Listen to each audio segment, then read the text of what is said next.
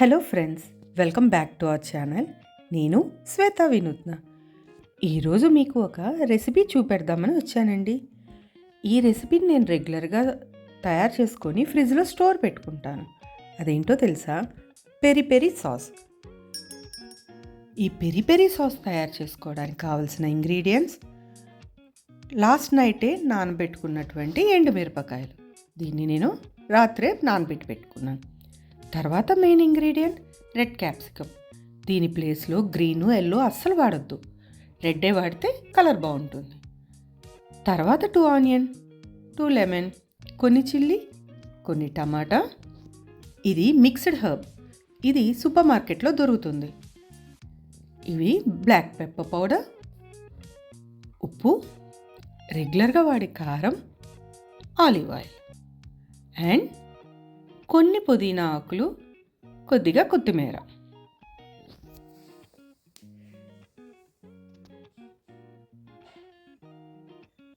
ఇవేనండి మొత్తం ఇంగ్రీడియంట్స్. వీటితోనే మనం ఒక్కసారి సాస్ తయారు చేసుకొని ఫ్రిడ్జ్లో స్టోర్ పెడితే 2-3 మంత్స్ ఆరాంగా ఏ ఫ్రైలైనా ఏ వంటకాలైనా ఈజీగా వాడేసుకోవచ్చు.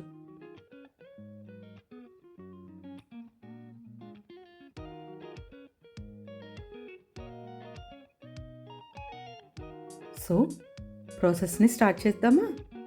ఫస్ట్ స్టవ్ మీద ఇలాగ జల్లెడ పెట్టుకున్నాను. పెరి పెరి సాస్లో కొద్దిగా స్మోకీ ఫ్లేవర్ ఉంటుంది. అందుకోసం మనం ఈ జల్లెడ మీద వెజిటేబుల్స్ని కాల్చుకోవాలి. ఫస్ట్ నేను క్యాప్సికమ్ని పెట్టాను.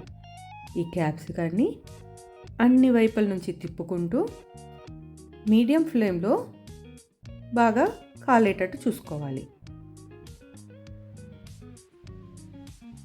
ఇలా అన్నమాట. ఇలా నల్లగా అయినా పర్వాలేదు, లోపల బాగా ఉడుకుతుంది. ఎందుకంటే మనం తర్వాత పైన స్కిన్ని రిమూవ్ చేసేస్తాం. బాగా కాలిందండి క్యాప్సికమ్. దీన్ని నేను ఒక బౌల్లోకి మార్చుకున్నాను. వెంటనే ఈ బౌల్ పైన లిడ్ని పెట్టేశాను. ఎందుకంటే ఆ హీట్ బయటికి పోకుండా, ఫ్లేవర్ బయటికి రాకుండా. తర్వాత అదే ప్యాన్ మీద ఆనియన్స్,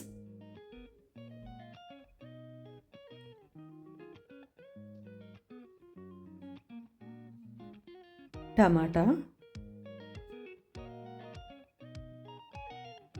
అండ్ గ్రీన్ చిల్లీని కూడా పెట్టి అన్ని వైపులా కాలేటట్టు చేస్తున్నాను.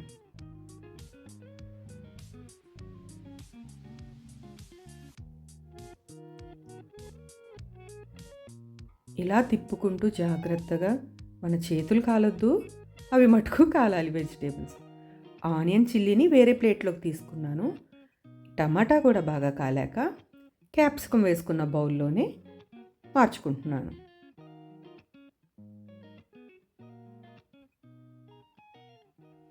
మళ్ళా కాసేపటి వరకు లిడ్ పెట్టేసి ఉంచుతాను.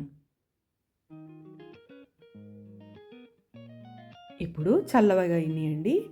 లిడ్ తీసేసి క్యాప్సికమ్ టమాటా పైన ఉన్న స్కిన్ని ఒక చిన్న చాకుని తీసుకొని ఇలా అంటే ఈజీగా రిమూవ్ అయిపోతుంది.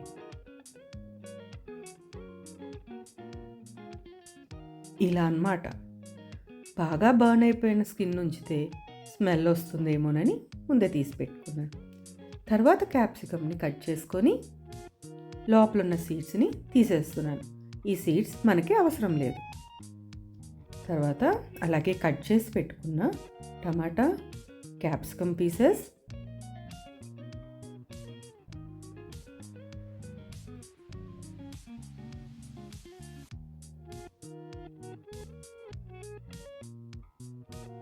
బర్న్ చేసి పెట్టుకున్న ఆనియన్స్,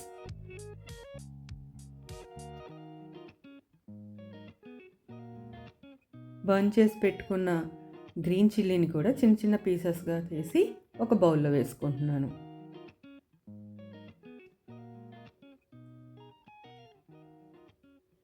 ఇదే బౌల్లో రాత్రంతా నానపెట్టి పెట్టుకున్న ఎండుమిరపకాయలని కూడా తీసేసుకుంటున్నాను.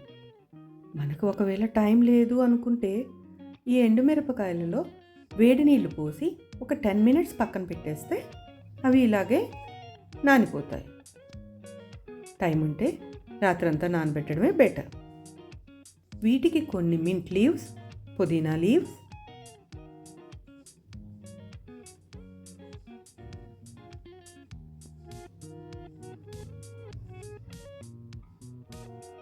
చేతి నిండా పట్టేటువంటి కొత్తిమీరని వేసుకొని మిక్సీ బౌల్లోకి ట్రాన్స్ఫర్ చేసేద్దాం.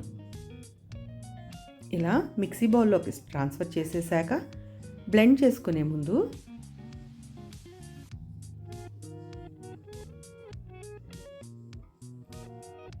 పెప్పర్ పౌడర్ని యాడ్ చేసుకుంటున్నాను. ఈ పెప్పర్ పౌడరు కొద్దిగా చూసి వేసుకోవాలి. చిన్నపిల్లలు ఉంటే కొద్దిగా తక్కువ వేసుకోవడం, ఎందుకంటే ఆల్రెడీ మనం మిర్చిని వేసాము, రెడ్ చిల్లీని వేసాము కదా, క్యాప్సికమ్ అంత కారం ఉండదు. తర్వాత సాల్ట్ని కూడా యాడ్ చేసుకుంటున్నాను.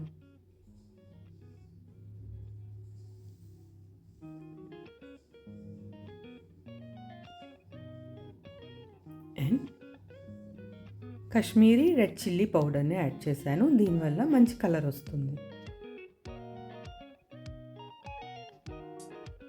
అలా బ్లెండ్ చేసేసి పెట్టేసుకున్నాక స్టవ్ మీద కడాయి పెట్టి స్టవ్ ఆన్ చేసుకున్నాను.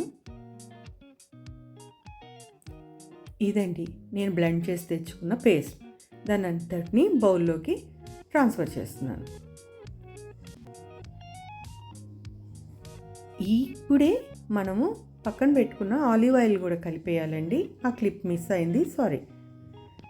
అది ఇప్పుడు బాగా దగ్గర పడ్డాక చల్లార్చుకున్నాక చల్లారిపోయిన పేస్ట్ని ఒక డ్రై కంటైనర్, గ్లాస్ కంటైనర్లోకి తీసేసుకున్నాను. ఇదేనండి పెరి పెరి సాస్. దీన్ని ఒక్కసారి తయారు చేసుకొని ఫ్రిడ్జ్లో స్టోర్ చేస్తే ఆరాంగా 2 months మనము ఏ ఫ్రైల్లోనైనా, చికెన్, నాన్ వెజెస్లో అయినా, పన్నీర్తో సహా ఏదైనా వాడచ్చు. ఆగండి, మీకు ఒక రెసిపీ కూడా చూపిస్తాను ఇప్పుడు. ఇక్కడ ఎగ్స్ తీసుకొని బాయిల్ చేసుకొని పీసెస్గా చేసుకున్నాను. తర్వాత వేరొక కడాయిలో నేను నెయ్యిని తీసుకున్నాను. ఈ ప్లేస్లో మీరు ఆయిల్ అయినా తీసుకోవచ్చు, బటర్ అయినా తీసుకోవచ్చు. తర్వాత మనం రెడీ చేసి పెట్టుకున్న పెరి పెరి సాస్ని 2-3 స్పూన్స్ యాడ్ చేసుకుంటున్నాను.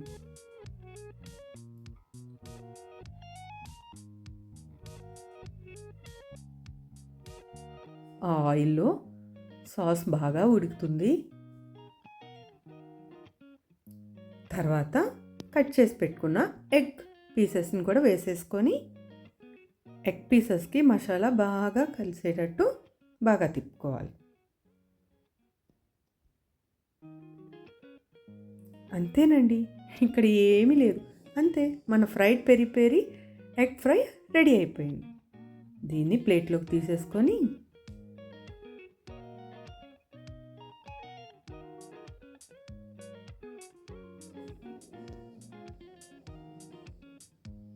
వేడివేడి అన్నంతో కలిపి తింటే సూపర్గా ఉంటుంది. దీన్ని మనం సైడ్ డిష్గా యూస్ చేయొచ్చు, కర్రీలాగా అన్నంలో కూడా కలిపి తినేయచ్చు. రాబోయే సిరీస్లో మీకు ఇంకా నేను పెరి పెరి సాస్తో చేసే డిషెస్ని చూపిస్తాను.